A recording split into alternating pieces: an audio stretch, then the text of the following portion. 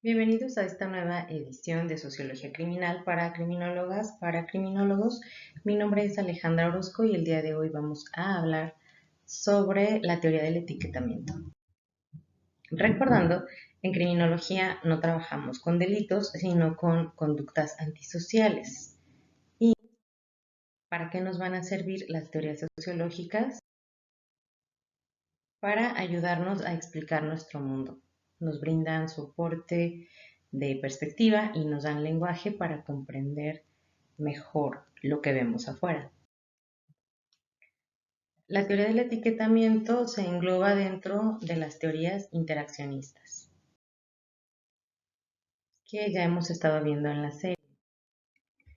Y desde esta perspectiva, desde la teoría del etiquetamiento, decimos cómo se definen los comportamientos desviados. Y los teóricos de la desviación, desde una perspectiva interaccionista, van a decir, pues se construye socialmente. Es decir, no es que exista algo que sea desviado, sino es algo que la sociedad señala como desviado. Por eso dicen, no hay actos que sean objetivamente desviados, sino que desde la intersubjetividad son percibidos como tal. La desviación, desde esta perspectiva de la teoría del etiquetamiento, es en realidad un proceso de interacción entre desviados y no desviados. Una pregunta clave es ¿por qué a algunos se les cuelga la etiqueta y a otros no se les cuelga la etiqueta de desviados? Responde o explica esta misma teoría del etiquetamiento que las etiquetas expresan la estructura de poder que existe en una sociedad. Generalmente viene de ricos hacia pobres, hombres hacia mujeres, mayores hacia jóvenes y desde mayorías a minorías étnicas, es decir, de quienes tienen el poder. Y podríamos decir, haciendo un pequeño paréntesis, desde la perspectiva de Erving Goffman, que no habla como tal del etiquetamiento, pero habla del estigma, él dice, tenemos el modelo de hombre perfecto que es varón, es joven, es heterosexual, es blanco, es cristiano, es de clase media para arriba. Entonces, entre más te acercas a ese modelo de hombre ideal que plantea Goffman, es como más cerca estás de poner tú las etiquetas y no de ser etiquetado, ¿no? Si te alejas y entonces ya no eres blanco, sino negro, ya no eres hombre, sino mujer, ya no eres de clase media, sino que vives en la precariedad, ya no eres heterosexual, sino homosexual o bisexual, entonces eres más proclive a ser etiquetado, ¿no? Te vuelves eh, minoría. Si lo veamos, por ejemplo, desde la perspectiva de la interseccionalidad, entonces, entre más intersecciones cruzas, pues es posible que más etiquetas tengas encima. Y al mismo acto se le pueden atribuir distintos significados. Por ejemplo, pensemos en un niño que roba un juguete de su compañerito de salón. Si estamos hablando de un contexto cultural en donde pues los papás del niño están al pendiente y dicen, ay, lo voy a llevar a terapia, ya lo llevé a su clase de no sé qué, van y hablan con la maestra. Entonces, es probable que la reacción de la escuela sea, bueno, algo está sucediendo con ese niño, ¿no? O simplemente se le resta importancia al acto y digan, bueno, fue una travesura, ¿no? Le gustó el carrito, no hubo problema, ¿no? No pasa nada. Sin embargo, si se hubiera dado en otro contexto, en donde los papás tienen antecedentes penales, en donde el nivel socioeconómico y cultural es bajo, en donde se percibe violencia de la familia, entonces es probable que la escuela reaccione como es que este niño es un delincuente en potencia, viene de padres delincuentes, obviamente lo están, ya lo contaminaron, ¿no? Entonces, el mismo acto, que sea un niño se roba un carro de un compañerito, se le pueden atribuir distintos significados. Howard Becker, que en 1963 publica The Outsiders, como los de afuera, los marginados, nos dice que el comportamiento desviado es aquel al que la gente le cuelga esa etiqueta. Fue la primera persona en plantearlo así tal cual. Él fue muy crítico con los enfoques criminológicos que dividen, digamos, lo desviado de lo no desviado, lo bueno de lo malo, lo negro de lo blanco. Él dice las cosas no son tan así, ¿no? Y cuando se señalan de ser así, en realidad es pues una etiqueta. El ser etiquetado no requiere realizar el acto desviado en sí. El acto desviado, nuevamente, no es algo objetivo. Como por ejemplo la cuestión de la cocaína, ¿no? Hay pueblos originarios que mastican o que se dejan en la boca la hoja de coca, ¿no? Y entonces en otros contextos, por ejemplo acá en México, la cocaína pues es una droga que tiene cierto estatus social, porque pues no es lo mismo drogarse con cristal que drogarse con cocaína, por ejemplo.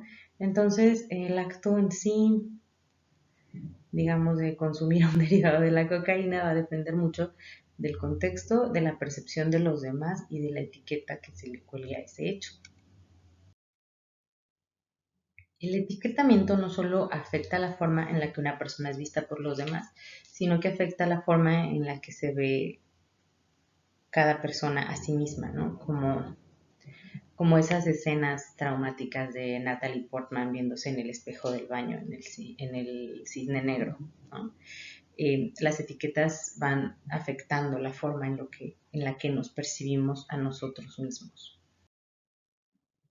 Erwin Lemmer, casi 10 años después, propuso un modelo con el que interpretar cómo puede existir la desviación con la identidad o convertirse en un elemento capital dentro de esta. ¿A qué se refiere? La etiqueta ahí está. ¿Puedo o no puedo identificarme con ella? O quizás sí, pero digamos del 100% de lo que soy, esa etiqueta pues es un 3% en realidad, ni me importa, ¿no? O esa etiqueta es la base de mi identidad. Lemmer dice que la desviación es habitual y que las personas apenas lo notan. O sea que todo el mundo en realidad comete actos que son desviados, pero pues son insignificantes. O sea, es frecuente que las personas se pasen el alto, intenten corromper al de tránsito, cosas de ese tipo, ¿no? No sé, que se roban un libro en la biblioteca, que ven un folleto, toma uno, se llevan 10. Dice Lemert, este tipo de cositas todo el tiempo ocurren, todo el tiempo, pero en realidad son imperceptibles. Y existe, dice este mismo Lemert, una desviación primaria y una desviación secundaria. Y tiene que ver justo con esta cuestión de la identidad de las personas. La desviación primaria es, digamos, una transgresión inicial en la que la etiqueta ocupa un lugar marginal en la identidad de las personas. Y la desviación secundaria es cuando las personas aceptan la etiqueta y se identifican con ella. Regresemos al ejemplo de los niños. Quizá ese niño, al segundo, se le pone la etiqueta de ratero, ¿no? Pero el niño no se va a identificar con esa etiqueta porque va a decir, bueno, pues sí, mis papás estuvieron en la cárcel, pero ni fue por robo, no fue por vender droga. Y pues no soy un ratero. No, no pasa de ahí. Sin embargo, la secundaria, o sea, la desviación secundaria ocurre cuando esa persona sí se identifica. Entonces dice, bueno, pues de todos modos ya me dicen ratero, ahora sí voy a robar para que se les quite, ¿no? Y se identifica con esa ratera, perdón, con esa etiqueta. Y el estatus maestro se da cuando esa etiqueta es lo principal que existe para esa persona. No podemos imaginarnos a esa persona sin su etiqueta, ¿no? Es decir, esta etiqueta se superpone a todos los demás indicadores de estatus, favoreciendo que el comportamiento desviado continúe o se identifique, ¿no? Por ejemplo, cuando empiezan a decir en las noticias, es que hay un violador serial o hay un asesino serial. Y entonces esa persona dice, wow, me están buscando. Entonces esa parte se vuelve lo principal en su identidad, ¿no? Ya no se imagina su vida sin ser esa etiqueta, ¿no? O con ese nombre mediático que se le puso. Se han hecho estudios longitudinales para identificar cómo afectan estas etiquetas el desarrollo de los niños. Dicen estos estudios que la intervención temprana en niños y adolescentes atendiendo a los factores de riesgo pueden evitar que se llegue a la desviación secundaria. Es decir, paramos en la desviación primaria donde está la etiqueta en el niño, pero el niño no se ha identificado con ella, el niño o el adolescente. Farrington y Welch han hecho estudios de estos longitudinales y han encontrado que la edad típica para comenzar a delinquir es entre los 8 y los 14 años. Es una edad muy, muy corta. Y que el comienzo temprano es un buen predictor de una trayectoria delictiva larga. Desde una perspectiva criminológica sabemos que la habitualidad suele iniciarse a esta edad. Es decir, cuando tenemos niños que a los 8 o 9 años ya andan consumiendo tonsol, ya se andan drogando, ya andan robando, ya quieren estar en la calle, obviamente suele ir acompañado a mucha violencia dentro del hogar que el niño prefiere estar en la calle. Pero ciertamente es un predictor de una trayectoria delictiva larga, de habitualidad. Y después en 2007 encuentran que los programas de desarrollo de habilidades infantiles y las escuelas para padres pueden ser eficaces para impedir la delincuencia posterior. Es decir, trabajar con la familia y darles herramientas a los niños para que puedan enfrentarse al mundo hostil.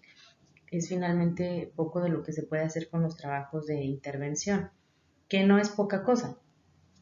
En algunas ocasiones simplemente el delito es la respuesta a una frustración que no puede ser canalizada de otra forma, ¿no?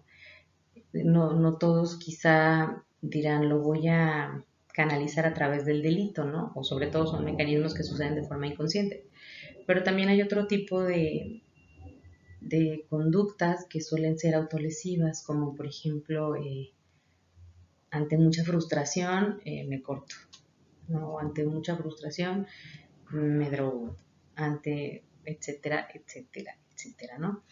Pero por aquí van estos hallazgos, son mucho más recientes, ¿no? Son 2003, 2007, cuando inician estas teorías del etiquetamiento con Howard Becker, pues es en los 60s, y la continuidad que le da Lemmert es en los 70s.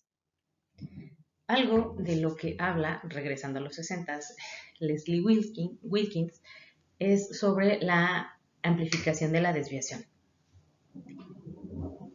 ¿Qué es esto? Él dice, hay como un círculo vicioso, ¿no? Donde prisiones y otras instituciones de control acentúan el aprendizaje de la desviación. Esto Wilkins lo llama la paradoja del control social. Es decir, son centros que se supone deben favorecer el control social, pero lejos de reforzar o de generar este control social, le ponen así como una lupa y un megáfono a la desviación. Entonces la desviación se potencia y ocurre una paradoja del control social, es decir, lejos de controlar, disparamos la desviación. Es por eso que a las prisiones luego se les llama la escuelita, ¿no? O la universidad, porque entra una persona y aprende otras cosas dentro, ¿no? Hay un secuestrador muy famoso acá en México, ¿no? Daniel Arismendi, donde dicen, bueno, él entró por robar coches, ¿no? Por robo de autopartes, creo. Sale de la penal, pues ya con mentalidad de secuestrador. Entonces, ¿en qué fallamos como instituciones que favorecen la reinserción social? Que lejos de inhibir,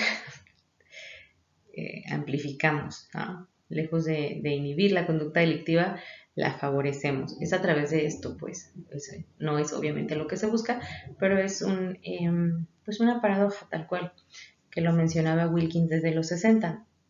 Otra situación en la que suele ocurrir esto es en los centros de rehabilitación, llamados coloquialmente anexos, ¿no? Hay personas que entran por canasta básica, alcohol, tabaco y marihuana, y ahí entre las experiencias de personas que son adictas de otro tipo de drogas, dicen, ¿cómo que existe eso? ¿Cómo que se fuma así? ¿Cómo que en agosto los hongos? ¿Cómo que se siente así? ¿Cómo que con eso me bajo el avión? Entonces, aprenden un montón de cosas que no conocían. Y lejos de salir, digamos, rehabilitados o en remisión o con intención de una remisión total de alcohol, tabaco y marihuana, entonces salen a probar un montón de drogas nuevas que ni siquiera sabían que existían. Sería como otro ejemplo de amplificación de la desviación. Sobre esto mismo, A Wilkins pues le interesaba saber cómo se gestionan y cómo se integran en la vida cotidiana las identidades desviadas. Él sugirió que pudiera ser por una amplificación de la desviación no intencional y que el comportamiento indeseable se vuelve predominante. Por ejemplo, cuando decimos, hablemos de México como país, queremos erradicar al narcotráfico, queremos debilitar las estructuras del narcotráfico y sin embargo se producen y se producen y se producen una tras otra series en donde se glorifica la figura del narco, el capo, el jefe, el patrón todopoderoso. Entonces, lejos de alejar a las personas del narcotráfico, va a haber personas que se sientan atraídas por él, al existir una amplificación de la desviación no intencional. Y el etiquetado como desviado obviamente se va a volver más reacio al cambio, ¿no? Digo, si yo ya estoy de narcomenudista y veo esa serie, digo, ¿a poco puedo llegar hasta allá, no? Menos voy a intentar cambiar. Aparte ya tengo la etiqueta, ¿no? Y esto puede ocurrir también en estas paradojas, no son únicas de una cuestión de etiquetamiento o de una perspectiva interaccionista en sociología. Ocurren también incluso en el diseño de políticas públicas. Cuando no se tiene, digamos, el conocimiento profundo de lo que se está haciendo y se implementa una política pública encaminada, por ejemplo, a la prevención del delito, sin haber conocido el terreno primero, puede ocurrir lo contrario, ¿no? Entra la política nueva y se dispara la tasa de criminalidad y decimos, pues, ¿qué pasó? Entonces, sería lo que Alejandro Poquet llama algo así como la nada que nadea, sobre, o sea, retoma esto de Heidegger, pero él lo lleva a políticas públicas donde dice, pues no hay una base, se hace algo por ahí nada más por encimita y tiene un efecto contrario o un ejemplo paradójico. Finalmente, como todas las teorías, tiene críticas. Los críticos de esta corriente dicen que hay actos que sí son objetivamente desviados y que son considerados prohibidos en casi todas las culturas. Sin embargo, nuevamente, si se hace el análisis entre una cultura y otra, casi siempre hay atenuantes que la misma sociedad o ese mismo grupo cultural o esa misma sociedad acepta y valida, ¿no? Por ejemplo, cuando hay un homicidio, pero fue para vengar a alguien, es como, ok, ¿no? O por honor, o este tipo de cosas, ¿no? Calificar ciertas actitudes de desviadas, dice él, no es un acto completamente arbitrario. Hay que considerar diferencias de socialización, actitudes, oportunidades, etcétera, etcétera, etcétera, ¿no? Y cuando hablamos sobre cuestiones de socialización, actitudes, oportunidades, hay, por ejemplo, cuestiones que, por ejemplo, personas etiquetadas como whitexicans en México, luego, no sé, ven a alguien, no sé, sentado en un parque leyendo y vamos a documentarlo, ya no hay gente de esta, mira, le echa ganas, quiere superarse. Un aplauso para la mamá que lo mandó a la escuela y un aplauso, porque es como de, ¿qué te pasa, no? No soy así como o sea, no soy como un bicho raro. Sin embargo, son tan diferentes los procesos de socialización que llevaron, las oportunidades que tuvieron, etcétera, etcétera, que parece que están en dos mundos diferentes, ¿no? Y cuando estás desde un lado así, ¿no? Veámoslo así, la gente rica en México es mínima, entonces sus procesos de socialización son muy diferentes, entonces son etiquetados por las masas, ¿no? Whitexicans. Aunque en este caso, pues no sería, creo yo, un proceso de discriminación. Y otra de las críticas es si realmente el etiquetamiento tiene el efecto de fomentar la conducta desviada. O sea, ¿realmente fue la etiqueta o no fue el hecho de que estuvieras conviviendo con personas que no solo tenían las etiquetas, sino las conductas desviadas? Sería la pregunta. En En cuestión sobre el primer punto de las críticas, ¿no? Cuando dice hay actos objetivamente desviados y considerados, recuerdo haber visto algún documental sobre era como una tribu en África, de esas poquísimas que quedan como sin contacto con Occidente, con la civilización occidental. Y ellos no tenían tatuajes, pero su forma de integración como comunidad eran las escarificaciones. Entonces, si desde nuestra visión occidentalizada del mundo decimos, pues era una señora que agarró a un niño como de 2 años o menos y le empezó a cortar la cara con una navaja y el niño todo sangrado y toda la comunidad viendo, decimos, pues esa es una escena de una película de terror monstruosa. Pero no, o sea, era la forma en la que esa tribu le daba la bienvenida a ese niño a la comunidad, ¿no? Lo que acá en Jalisco o aquí en Guadalajara pudiera ser un bautizo de un niño, ya es ya bienvenido a la comunidad católica, allá es pues bienvenido a ser parte de nosotros, a ser parte de nuestra comunidad, porque finalmente las escarificaciones eran una parte importante y era todo un proceso de ritual para llegar a escarificar. Y no era así como de, ay, ahorita escarifico, así, no, no, no. Quien lo hacía era como una maestra escarificadora que lo había heredado. Solo había una persona que lo hacía. Entonces lo iba pasando como una especie de trabajo noble y sagrado de generación en generación. Bueno, espero que la explicación haya sido clara. Hasta aquí el video. Muchas gracias por su atención.